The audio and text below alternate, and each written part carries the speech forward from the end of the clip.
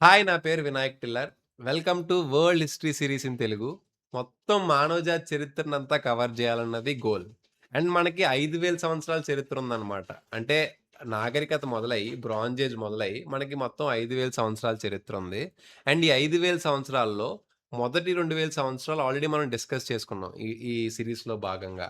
And ఈ 2000 సంవత్సరాలు పూర్తయిన సందర్భంగా ఇదొక చెక్ పాయింట్‌లా పెట్టుకొని ఇప్పటి వరకు జరిగిన చరిత్రనంతా ఒకసారి నెవరేసుకుందాం. అంటే ఆల్రెడీ డిస్కస్ చేసుకున్న అన్నిటిలి గురించి ఒక సమ్మరీలా చెప్పుకుందాం. అండ్ ఇక్కడి నుండి మనం ఎలా ప్రొసీడ్ అవ్వాలన్న దాని మీద మనం ప్రణాళికను కూడా డిస్కస్ చేసుకుందాం. ఇలా మనం ప్రతి ఫేజ్ ఎండింగ్‌లోని చేసుకుందాం అనమాట. అంటే అప్పటి వరకు ఆహ్, జరిగిన దాన్ని డిస్కస్ చేసుకొని అక్కడి నుంచి ఎలా ప్రొసీడ్ అవ్వాలన్న దాన్ని ప్రణాళికను కూడా చర్చించుకుంటే మన చరిత్ర బాగా గుర్తుంటదనమాట. సో, స్టార్ట్ చేద్దాం. మనం ఫస్ట్ ఆహ్, జియోగ్రఫీతో మొదలుపెట్టాం ఫస్ట్ ఎపిసోడ్. అండ్ జియోగ్రఫీ చాలా చాలా ఇంపార్టెంట్. ఎందుకంటే మనకి ఏ దేశం ఎక్కడుందో అర్థమైతే, మనం బాగా ఇమాజిన్ చేసుకోవచ్చనమాట. అంటే హిస్టరీని బాగా ఇమాజిన్ చేసుకోవచ్చు. అలా తెలియలేదనుకోండి, ఏ దేశం ఎక్కడుందో తెలియకపోతే ఊరికే పేర్లు మాత్రమే గుర్తుంటాయి తప్ప మనం అసల ఏది అర్థం గాదు. ఊరికే ఏదో బట్టి పట్టినట్టు ఉంటది. సో, ఇమాజినేషన్‌కి మనం బాగా చరిత్రను గుర్తుపెట్టుకోవాలన్నా, ఊహించుకోవాలన్నా జియోగ్రఫీ అనేది చాలా చాలా ఇంపార్టెంట్. జియోగ్రఫీయే హిస్టరీకి పునాదనమాట. సో, అందుకని చెప్పి ఫస్ట్ జియోగ్రఫీ మీద పట్టు తెచ్చుకునే ప్రయత్నం చేసాం. అక్కడి నుండి టైమ్ మ్యాప్స్‌ని గూడా అర్థం చేసుకునే ప్రయత్నం చేసాం. టైమ్ మ్యాప్స్ అంటే ఏంటంటే, ఈ మ్యాప్ అనేది ఉంటది. టైమ్‌తో పాటు ఈ మ్యాప్‌లో మార్పులు జరుగుతూ వస్తాయన్నమాట. ఇలా మనం చరిత్రను అర్థం చేసుకునే ప్రయత్నం చేస్తే చరిత్ర ఎక్కడ జరుగుతుందో గాదు, ఎక్కడ జరగట్లేదో కూడా అర్థమవుతది. దానివల్ల ఏమవుద్దంటే, మనకి బోలెడన్ని అపోహలుంటాయి. అరే! అన్ని చోట్ల బోలెడంత చరిత్ర ఉందేమో అన్న అపోహలుంటాయి. అయన్నీ తొలగిపోతాయి. చరిత్ర ఎంత జరుగుతుంది, ఎక్కడ జరుగుతుంది అన్న దానికి మనకు అర్థమైందనుకోండి, మనం దాని మీదే ఫోకస్ పెట్టొచ్చు. ఆ రకంగా ముందు మనకు కాన్ఫిడెన్స్ ఒత్తది. సో, చాలా రకాలుగా ఈ టైమ్ మ్యాప్స్ అనేవి ఉపయోగపడతాయన్నమాట. అండ్ ఈ టైమ్ మ్యాప్స్ చూస్తున్నప్పుడు మనకు ఎలాంటి అనుభూతి కలుగుతదంటే ఏదో మన కళ్ళ ముందే ఈ చరిత్ర అంతా ప్రవహిస్తున్నట్టు అలాంటి ఫీలింగొత్తది.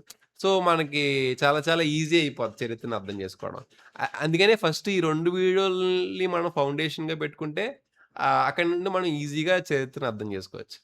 అండ్ థర్డ్ వీడియోలో ఎనటోలియాలో అసలు అగ్రికల్చర్ అనేది ఎందుకు స్టార్ట్ చేశారు మానవులనే ప్రశ్నను అర్థం చేసుకునే ప్రయత్నం చేసాం. ఎందుకంటే మానవులు కొన్ని వేల సంవత్సరాల పాటు ఆది మానవులుగా వేటాడి బతికేటోళ్ళు.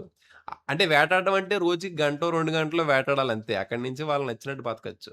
అలాంటి జీవితాన్ని పక్కన పెట్టి పొద్దున్నుంచి రాత్రి వరకు కష్టపడే ఈ వ్యవసాయాన్ని ఎందుకు ఎంచుకున్నారనే ప్రశ్నను అర్థం చేసుకునే ప్రయత్నం చేసాం. అండ్ ఆహ్, ఆహ్, ఆ బ ఆ ప్రాసెస్‌లో బోలెడన్ని థియరీలని మనం అధ్యయనం చేసాం. దాంట్లో ముఖ్యంగా అనటోలియాలో మనకి కొన్ని ప్రదేశాలు దొరుకుతాయనమాట. అంటే గోబ్లికా టెప్పే, ఇంకా కెతల్‌హొయాక్ ఇలాంటి ఆర్కియలాజికల్ ప్లేసెస్ ద ద గ అధ్యయనం చేయడం వల్ల, ఇలా వ్యవసాయంలోకి మానవులు రావడానికి కారణం వాళ్ళకున్న మత విశ్వాసాలన్నీ మనకు అర్థమవుతది. అలాంటి కంక్లూషన్‌కి కూడా మనం వచ్చాం. అండ్ అక్కడి నుండి ఒకసారి వ్యవసాయం మొదలయ్యాక క్రీస్తు పూర్వం 3000 సంవత్సరాలు ఆ సమయం నాటికి ప్రపంచంలో 3 చోట్ల నాగరికత అనేది మొదలవుతదనమాట. ఒకటేంటంటే నైల్ నది ఒడ్డున ఈజిప్ట్‌లో. అండ్ ఇక్కడ సింగిల్ రవర్ సిస్టమ్ ఉండడం వల్ల అంటే నైల్ నది వల్లే ఇక్కడ నాగరికత అనేది మొదలవుద్ది. ఆ నైల్ నది లేకపోయి ఉంటే మరి ఈజిప్ట్ ఒక ఎడారిలా ఉండంతే. సో, ఇలా సింగిల్ రివర్ సిస్టమ్ ఉండడం వల్ల ఇలాంటి జియోగ్రఫీ ఉండడం వల్ల ఈజిప్ట్ అనేది సెంట్రలైజ్డ్ పొలిటికల్ సిస్టమ్‌లోకి ఎళ్ళిపోతదనమాట. అంటే ఫేరో అనేవాళ్ళు అక్కడ మొత్తం ఈజిప్ట్ సమాజాన్ని పాలిత్తాడు. అండ్ అదే గాదు. అతను మత రంగంలో గూడా అతన్ని దేవుడిలా కొలుత్తారనమాట. సో, ఈజిప్ట్‌కి ఇలాంటి ఒక నేచర్ అనేదొత్తది. అండ్ ఈ నైల్ నది కారణంగా ఈ ఈజిప్ట్‌లో బోలెడంత సంపద కూడా వత్తదక్కడ. ఆ నేలంతా బోలెడంత సారవంతంగా ఉంటది. దాని కారణంగా అది చాలా సంపన్నమైన ప్రదేశం కింద ఉంటది. సో, ఈజిప్ట్‌ని అలా అర్థం చేసుకునే ప్రయత్నం చేసాం. దీనివల్ల ఇలా ఎక్కువ సంపద రావడం వల్ల ఆళ్ళ మత విశ్వాసాల మీద కూడా దాని ప్రభావం ఉంటది. ఆళ్ళ మత విశ్వాసాలను కూడా అర్థం చేసుకునే ప్రయత్నం చేసాం. అక్కడి నుండి మనం మెసొపొటేమియాకెళ్ళినప్పుడు అసలు మెసొపొటేమియా అంటేనే 2 నదుల మధ్య ఉన్న భూభాగం అని అర్థం. ఇలా యూఫ్రేటిస్ ఇంకా టైగ్రిస్ నదుల మధ్య ఇక్కడ ఒక నాగరికత అనేది స్టార్ట్ అయింది. అండ్ ఇక్కడే ప్ర ప్రపంచంలో చాలా విషయాల్లో మొదటడుగులు ఇక్కడే పడ్డాయి. అంటే మొట్టమొదట రైటింగ్ ఇక్కడే స్టార్ట్ అయింది. ఈళ్ళు మట్టి టాబ్లెట్స్ మీద రాసేటోళ్ళు. తర్వాత చట్టం అనేది హమ్మురాబి కోడ్ అనేది మనం చూస్తాం. తర్వాత బాబిలోనియన్ నగరంలో బాబిలోన్‌లో ఆహ్, జ్యోతిష్యం గూడా స్టార్ట్ అవుతది. తర్వాత ఇక్కడ నదులు నైల్ నది అంత సారవంతంగా ఉండదు. అంత మంచిగా ఉన్న కారణంగా ఈళ్ళు ఇరిగేషన్ చేసుకుని కాలువలు తవ్వుకునే ప్రాసెస్‌లో ఈళ్ళుంటారు. తర్వాత ఈళ్ళు తగ్గులు గూడా పడతారు ఒకళ్ళతో ఒకళ్ళు. తగ్గులు గూడా పడిన కారణంగా వార్ కల్చర్ అనేది వత్తది. సో, ఇలాంటి చాలా విషయాలుంటాయి మెసొపొటేమియాలో. అన్నిటిని అర్థం చేసుకునే ప్రయత్నం చేసాం. లాస్ట్‌గా ప్రపంచంలో మొట్టమొదటి సాహిత్యం గూడా మెసొపొటేమియాలోనే పుడతదనమాట. అదే 'గిల్గమెష్'. ఆ 'గిల్గమెష్' స్టోరీని గూడా మనం సెపరేట్ వీడియోలో అర్థం చేసుకునే ప్రయత్నం చేసాం. అండ్ ఈ 'గిల్గమెష్' స్టోరీ ద్వారా అప్పటి ప్రజల ఆకాంక్షలేంటి, వాళ్ళు ఎటువంటి సమాజాలను కోరుకునేటోళ్ళు, వాటిలిని గూడా అధ్యయనం చేసే ప్రయత్నం చేసాం. ఆ తర్వాత సింధు నాగరికత అంటే సింధు నది తీరంలో ఉన్న ఇండియా, పాకిస్తాన్ బోర్డర్‌ల దగ్గర మన మన నాగరికత అనేది ఎట్లా స్టార్ట్ అయిందన్నదాన్ని కూడా మనం అర్థం చేసుకునే ప్రయత్నం చేసాం. అండ్ దీన్ని ఈజిప్ట్ ఇంకా మెసొపొటేమియాతో పోల్చి చూసినప్పుడు ఇక్కడ ప్రజలే చాలా పీస్‌ఫుల్‌గా, ఎగాలిటేరియన్‌గా బతికేటోళ్ళు. అక్కడోళ్ళు కొంచెం యుద్ధాలు, యుద్ధ వాతావరణంలో తర్వాత నియంతృత్వంలో బతికేటోళ్ళు. ఇక్కడ ఈళ్ళు చాలా ఆళ్ళతో పోల్చుకుంటే చాలా రెట్లు బాగా బతికారనమాట. ఇక్కడ నగరాలు నిర్మించుకొని, ట్రేడ్ చేసుకొని ప్రశాంతంగా బతికారు. అండ్ ఇలా బతికిన ఈ నాగరికత ఒక పాయింట్‌లో డిక్లైన్ అయిపోద్ది. డిక్లైనే గాదు, మన జ్ఞాపకాల నుంచి కూడా తొలగిపోద్దనమాట. తర్వాత తర్వాత తవ్వకాల్లో బయటపడ్డది. సో, ఇట్లా ఈ సింధు నాగరికతను గూడా అర్థం చేసుకునే ప్రయత్నం చేసాం. ఆ తర్వాత ఈ 3 నాగరికతలు ఈ టైంలో ఉన్నప్పుడు యూరప్‌లో ఏం జరుగుతుందన్న దాన్ని గూడా మరియా గంబూటస్ అధ్యయనం జేసి, ఆ టైంలో అక్కడ గూడా ఆ నాగరికత అనేది ఉండేది. అక్కడ ప్రజలు పెద్ద పెద్ద సమూహాలుగా బతికేటోళ్ళు. ఒకళ్ళతో ఒకళ్ళు ట్రేడ్ చేసుకునేటోళ్ళు. ఈళ్ళకి మత విశ్వాసాలుండేయి. ఈళ్ళ మాతృదేవతని పూజించేటోళ్ళు. ఆహ్, తర్వాతేమో వీళ్ళు మాతృస్వామ్యం లాంటి సమాజాలు అంటే మ్యాట్రిలీనియస్ సమాజాల్లాంటి దాంట్లో బతికేటోళ్ళు పీస్‌ఫుల్‌గా బతికేవాళ్ళని జెప్పి ఈవిడి ఆర్కియలాజికల్ ఎవిడెన్సెస్ ద్వారా మనం అర్థం చేసుకునే ప్రయత్నం చేసాం. అండ్ అలాంటి సమాజంలో ఉన్న యూరప్‌ని కొంతకాలానికి స్టెప్ పీపుల్ లేదా ఆర్యులొచ్చి వాటిని ఆక్రమించుకుంటారు. అండ్ వీళ్ళ సంస్కృతి ఏంటంటే ఓల్డ్ యూరప్‌కి భిన్నంగా ఉంటారు. అంటే వీళ్ళు యుద్ధంకి సంబంధించిన సంస్కృతి ఉంటది. యుద్ధం చేసే సంస్కృతి. తర్వాత పితృస్వామ్య సమాజం కింద ఉంటారు ఈళ్ళు. అండ్ అలాంటి సమాజంగా ఎందుకయ్యారని అర్థం చేసుకోవడానికి వాళ్ళ మూలాల్లోకెళ్ళి ఆళ్ళ గడ్డి ప్రాంతంలో ఆహ్, ఆళ్ళు ఎట్లా పశు పెంపకాన్ని పోషించుకుంటూ తర్వాత సంచార జీవితాలు ఎట్లా చేశారు. అక్కడ వాళ్ళు ఈ గుర్రాలను ఎట్లా డొమెస్టికేట్ చేశారు. తద్వారా వాళ్ళు ఎలాంటి సంఘర్షణలు పడ్డారు జీవితాల్లో అన్నదాన్ని గూడా అర్థం చేసుకునే ప్రయత్నం చేసాం. అక్కడి నుండి ఈ ఆర్యులు లేదంటే స్టెప్ పీపుల్ ప్రపంచం అంతా ఎట్లా మైగ్రేట్ అయ్యారు, ఎట్లా విస్తరించారు, అండ్ దాంట్లో భాగంగా వాళ్ళ మతాన్ని ఎట్లా వ్యాప్తి చేశారు, వాళ్ళ భాషలను ఎట్లా వాళ్ళతో పాటు తీసుకెళ్లారు, వాళ్ళ సంస్కృతిని ఎట్లా తీసుకెళ్లారు, వీటిని కూడా అర్థం చేసుకునే ప్రయత్నం చేసాం. అండ్ ఇరాన్‌లో ఈ ఆర్య మతానికి సంబంధించిన ఒక పూజారి జాతుష్ట్రా ఆ మతంలో ఎట్లా విప్లవం తెచ్చి ప్రపంచంలో కొత్త విలువల్ని ఎట్లా ఆహ్, స్ప్రెడ్ చేసే ప్రయత్నం చేశాడు. అండ్ అతని విలువలు, అతని మెసేజ్ చరిత్రలో ఎట్లా ప్రతిధ్వనించుకుంటూ వచ్చింది వివిధ కాలాల్లో అన్నదాన్ని గూడా మనం అర్థం చేసుకునే ప్రయత్నం చేసాం. అండ్ ఈ అన్నిట్లికి సంబంధం లేకుండా తూర్పున ఈస్ట్‌లో చైనా సొంతంగా తన సివిలైజేషన్ స్టార్ట్ జేసింది. అంటే అక్కడ ఈ రైస్ అనేది ఇండిపెండెంట్‌గా డొమెస్టికేషన్ అనేది జరిగింది. తర్వాత మిల్లెట్సు, సోయా బీన్స్ ఇవన్నీ చైనాలో జరిగాయి. ఇది మనం చైనా వీడియోలో చూసాం. అంటే సౌత్‌లో యాంగ్షీ రివర్ ఒడ్డున రైస్ డొమెస్టికేషన్ జరిగితే, నార్త్‌లో యెల్లో నది ఒడ్డున అక్కడ రాజకీయంగా గూడా ఎట్లా పరిణామం చెందుకుంటూ వచ్చింది.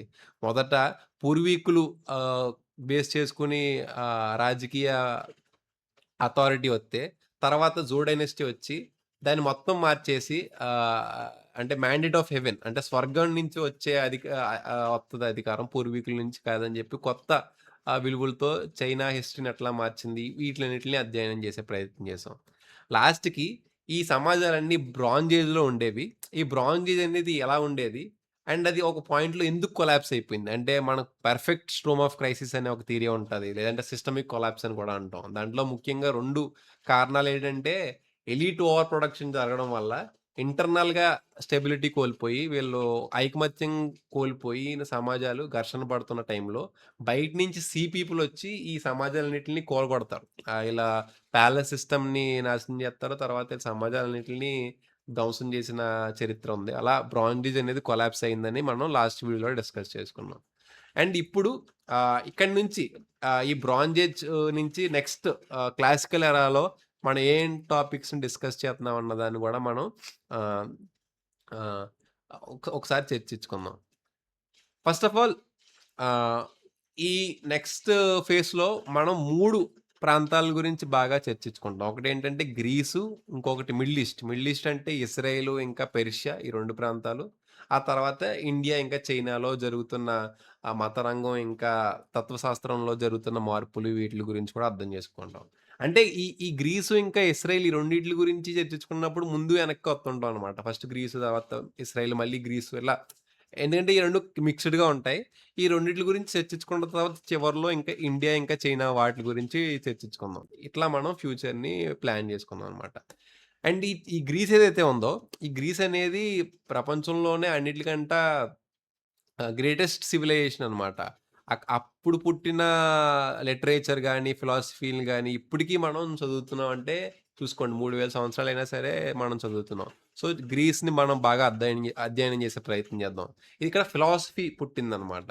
అండ్ మిడిల్ ఈస్ట్‌లో అంటే ఇస్రాయిల్, ఇంకా ఇస్రాయిల్‌లో ముఖ్యంగా ఇక్కడ మతాలు స్టార్ట్ అవుతాయి. అంటే స్టార్టింగ్ కింగ్ డేవిడ్ రాజకీయ సంఘర్షణలో భాగంగా జ్యూస్ చరిత్రను చదువుతాం. అక్కడి నుండి ఆళ్ళ మతం ఎలా ఎవాల్వ్ అయింది. అది తర్వాత అదే అక్కడి నుండే దాని నుండే క్రిస్టియానిటీ, ఇంకా ఇస్లాం అనేది తర్వాత తర్వాత అబ్రాహామిక్ ఫెయిత్‌లో వస్తది. సో, ఈ జ్యూస్ హిస్టరీ చదువుతాం. ఆళ్ళు హీబ్రూ బైబిల్ అంటే ఓల్డ్ టెస్టమెంట్‌ని ఎట్లా రాసారు. తర్వాత ఆళ్ళు బాబిలోనియా చేతిలోకి పడి ఆళ్ళెట్లా ఎగ్జైల్‌లో ఉన్నారు. దాన్ని మళ్ళీ సైరస్ ద గ్రేట్ వచ్చి వాళ్ళని ఎట్లా మళ్ళీ ఇశ్రాయేల్‌కి పంపించాడు. ఈ చరిత్రనంతా మనం అర్థం చేసుకునే ప్రయత్నం చేస్తాం అనమాట. లాస్ట్‌లో ఆహ్, ఇండియాలో మతరంగంలో ఎట్లా పరిణామం చెందింది అంటే, వేదాల నుండి బ్రాహ్మణాస్‌కి, బ్రాహ్మణాస్ నుండి ఆర్యాంకాస్‌కి, అక్కడి నుంచి ఉపనిషత్స్‌కి ఎట్లా ఎవాల్వ్ అవ్వుకుంటూ వచ్చాయి. ఆ తర్వాత బుద్ధుడొచ్చి తన కొత్త మతాన్ని ఎట్లా స్థాపించి, తన మెసేజ్‌ని ఎట్లా స్ప్రెడ్ చేశాడు. వీటిల్ని గూడా మనం అధ్యయనం చేసే ప్రయత్నం చేస్తాం. ఆ తర్వాత చైనాలో కన్‌ఫ్యూషనిజం, ఇంకా డావోయిజం ఈ రెండిట్లి గురించి కూడా అర్థం చేసుకునే ప్రయత్నం చేద్దాం. ఇది మన నెక్స్ట్ గోల్ అనమాట. మన నెక్స్ట్ ఇలా ఇలా ఈ ప్రణాళికలో మనం నెక్స్ట్ ప్రయాణిస్తున్నాం అనమాట. అండ్ ఈ పర్టిక్యులర్ స్ట్రక్చర్ ఏదైతే ఉందో మనం బ్రాంజ్ ఏజ్ గాని, ఇప్పుడు క్లాసికల్ ఎరా గాని, ఇది చాలా చాలా ఇంపార్టెంట్. అంటే నేను చాలా థాట్ పెట్టి డిజైన్ చేశాననమాట. అండ్ ఈ స్ట్రక్చర్‌ని మనం గనక బాగా ఫాలో అయితే, అంటే ఈ ప్రాసెస్‌లో మనం వీడియోలు చూసుకుంటే వస్తే మనకి ఈజీగా గుర్తుంటది. And గుర్తుండడమే important. అందుకే నేను చాలా అంటే ఇంకా కొన్ని కొన్ని టాపిక్స్ ఉన్నా నేను ఎందుకు అన్నిటిని డిస్కస్ చేయట్లేదేంటంటే, ఫస్ట్ ఇంపార్టెంట్ టాపిక్స్ మనం చర్చించుకున్నాం అనుకోండి.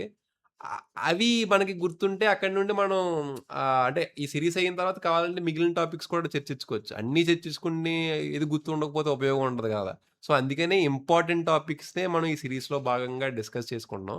అయిన తర్వాత మిగిలిన వీడియోస్‌ని గూడా మనం అర్థం చేసుకునే మిగిలిన టాపిక్స్ కూడా విడిగా అర్థం చేసుకునే ప్రయత్నం చేద్దాం. సో, ఆహ్, సో, అది ఈ వీడియో. ఆహ్, మనం నెక్స్ట్ వీడియోతో మనం క్లాసికల్ ఎరాలోకెళ్తున్నాం. అండ్ నెక్స్ట్ వీడియోలో ఈ గ్రీస్ మనం బ్రాంజ్ ఏజ్ కొలాప్స్‌లో మైసీనియన్ గ్రీస్ కొలాప్స్ అయిపోయింది. డార్క్ ఏజెస్‌లోకెళ్ళిపోయింది అన్నాం గదా!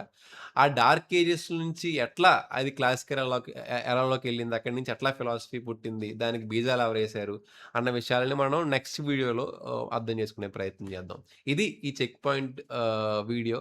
సో, ఆహ్, యాహ్! మనం నెక్స్ట్ వీడియోలో కలుసుకుందాం. అంతటితో సెలవు. బాయ్.